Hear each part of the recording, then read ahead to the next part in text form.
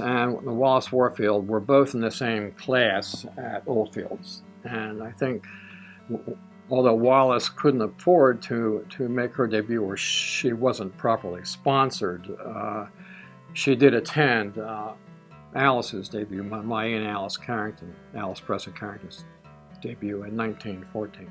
Oldfields definitely had a reputation back then as being a school that was private and was a sanctuary for girls to come and be educated and to have a finishing experience on manners. There really wasn't even a diploma back then. You came and took your courses and learned your manners and had a proper upbringing and education, and that we were a little bit of a finishing school.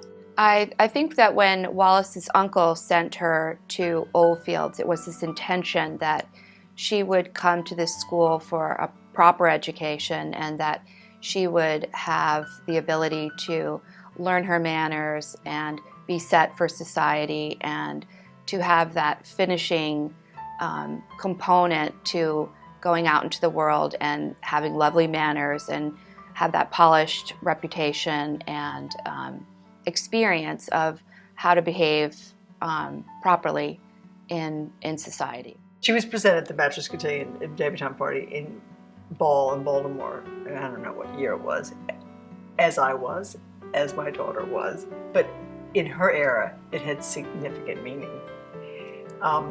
You found a husband there. That was the goal. You were presented to society, you found a husband. I mean, it's still very much a tradition within Baltimore, but it's and was very important during her era. I would say it's less so now, but nonetheless, a tradition still upheld by many people of Baltimore. Wallace, I guess, in today's world, would be considered a little bit of a mean girl.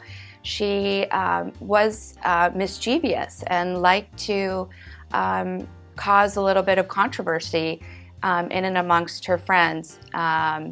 She would, be the gal outside on the fire escape smoking a cigarette after hours, and she'd be the girl that was at dances and try to see if she could steal some of her friends' boyfriends away from them. And I've heard little stories about how she'd be at these parties and she'd friend all of the boys and have them sort of milling around her and giving her all this attention that she craved.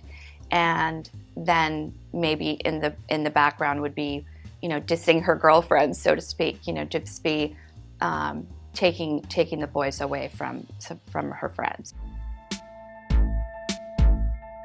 This is the Maryland Club.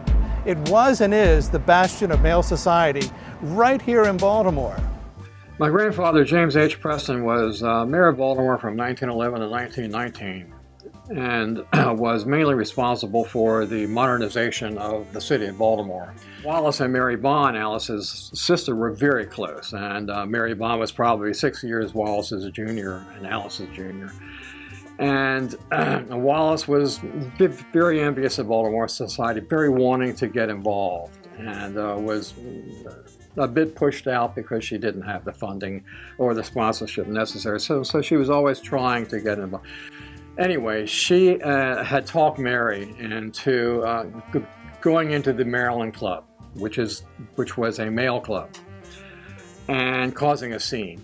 Kind of a thumbing your nose, if you will, at Baltimore society. But they planned it for several weeks, as I understand, and the story was told to me by my Aunt Alice. Wallace Warfield Simpson got in a lot of trouble here for dressing like a man. Dressing like a man, why? That's right, because you see, it's for men only, and she knew to get inside she had to dress up like a man. And she just wanted to crash the place. That's right, and she actually coaxed the mayor's daughter to dress up with her. The two of them were caught and thrown out. And why Mary would have gone along with this, I do not know. She obviously did not do so voluntarily, but I think that Wallace somehow talked her into it. I don't know the context of how that happened, but I do know they went in there They went to the bar. Well, they first went to the door of the club and somehow got past a doorman who was there. And this was all in the papers of the day, too, by the way. And made it into the back of the club. And at the time, in the Maryland Club, the bar was in the rear. And they made it all the way to the back of the club and were sufficiently camouflaged to be accepted as men and were served. Were served at the bar. Shortly after, I think the bartender discovered that there was a fraud going on and showed the two of them the door. And the next day in the newspaper it read, Mayor's daughter and friend shown door at the Maryland Club. Wow, scandalous. Very. She had some cojones. Oh yeah, the same kind of nerve that it took really to face a King of England. Absolutely. And almost caused a constitutional crisis. Exactly.